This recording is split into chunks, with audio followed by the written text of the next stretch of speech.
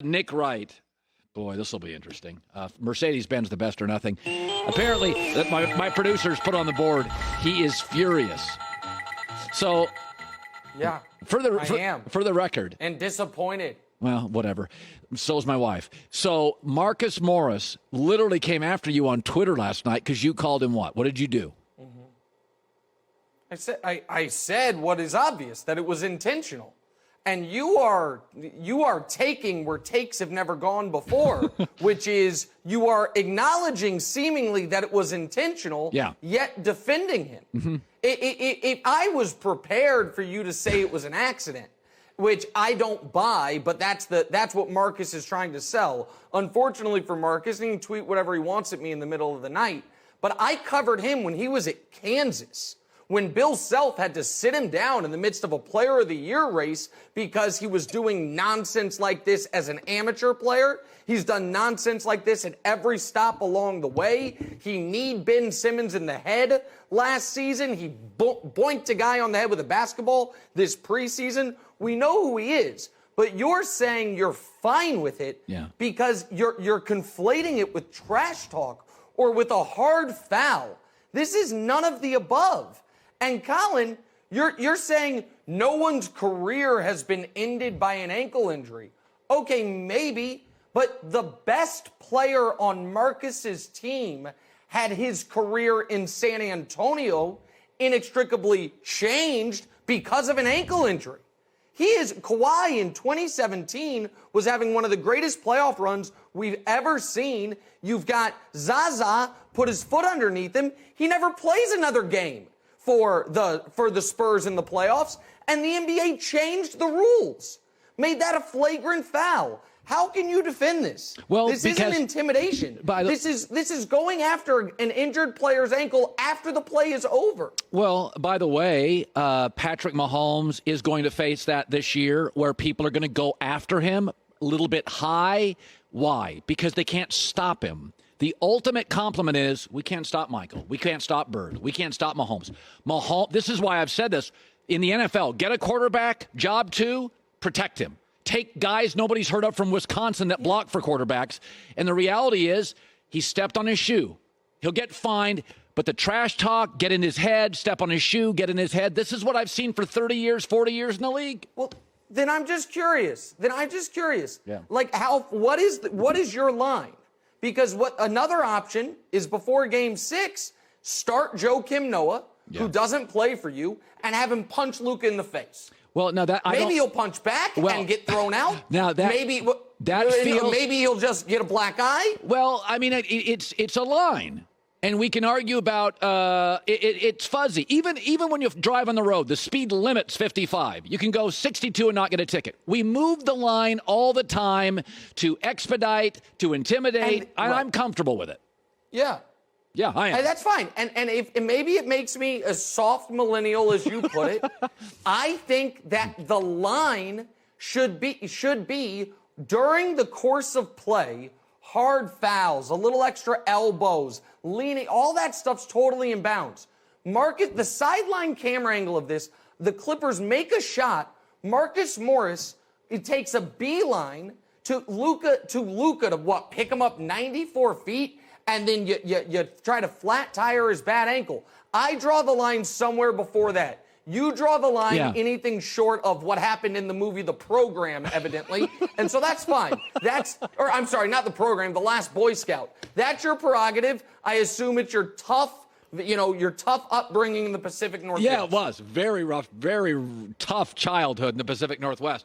So now you have to admit last night, the ceiling of the Clippers, Lord. Very high.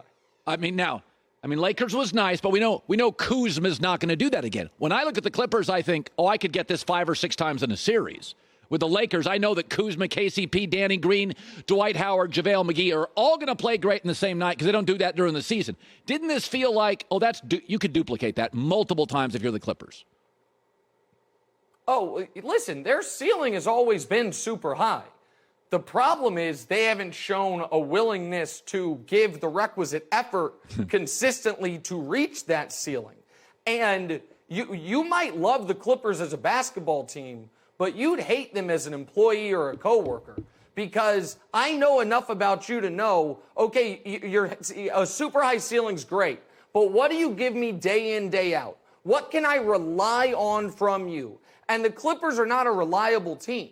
They're just flatly not. They were up 21 in the second quarter of Game 4, and they blew the whole thing off. They blew the game off almost. And Game 5, they're up 21 in the second quarter of Game 5, and they blew the Mavs out. So are you fully confident you're going to get that level of effort in Game 6? Because I'm not. Like, the Clippers are come and go, and we heard Doc say it. So I agree with you. This was their biggest game of the year, and they showed that when they all show up, how dangerous they can be. But we've had 75 games of Clippers basketball this year, and they've shown that few and far between, at least to me, compared to what you get from the Lakers, who are the actual favorites. So I don't worry about the Rockets. I think it's a pretty even series without Westbrook, who gives a real energy late in games. I thought Harden looked a little gassed a little bit in the last game, but I think they'll win this game. But, I'm going to ask you the question. I don't like asking questions I know the answer, but I have a feeling I know what you're going to say, but I want to ask it anyway. If Houston does not get through this series, and Harden did look tired the other night, can I make the argument that Harden is the greatest scorer in 20 years in the league, but he may not be a championship-level player based on his style and based on the current length of the season, that you can be great, but not a guy that necessarily is going to win titles? Because I watch him and I think that this is not going to win. This is not going to win a championship. But he's going to score 38 a game. Is that a fair criticism? I think it's a reasonable criticism, even if I disagree with it. And if you can be the Vegas favorite to win the title, playing that style, you can win the title. And in 2018, up 3-2, they were the Vegas favorite. If you can be up 15 in Game 7 of a conference finals against an all-time team without your second-best player, playing that style, you can win a title playing that style. Now, they haven't, and so people will always be able to throw that out there. I think that's been more circumstantial, and I don't think they're going to win it this year, and he's getting older, not younger. But I think when it comes to the Rockets and when it comes to Harden, it's sometimes the old Bill James thing, which is teams have a bad habit of blaming their best players when things go wrong. That's and fair. I know in the NBA we expect the best of the best to step up, but something very interesting is going to happen, Colin. And I'm very curious to see what the media does with this, which is Damian Lillard, whose team was below 500 this year, played the Lakers in the first round of the playoffs and lost in 5. James Harden, whose team wins 50-some games every year, is going to play the Lakers in the second round of the playoffs and probably lose in 6 or 7. And it somehow this year is going to elevate Dame and denigrate Harden.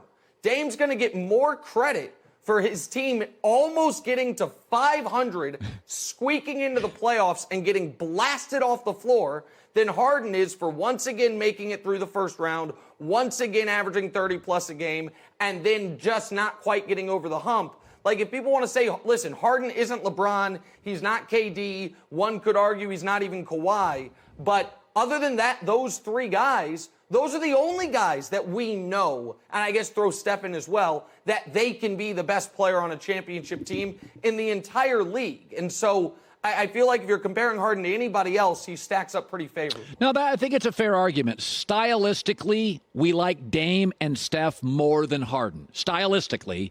Yep. But Harden right now is the more durable player and the better player. I think I'm going to end it on that because that's a very good point. I really took you to the woodshed for a couple topics, so I like you ending on a positive note because I'm so disappointed as your mentor, I don't feel like bullying you on the show. Former ex-mentor. You told America you'd try to kneecap me if I was coming for your job. Hey. I thought it was coincidental I got shipped out to New York.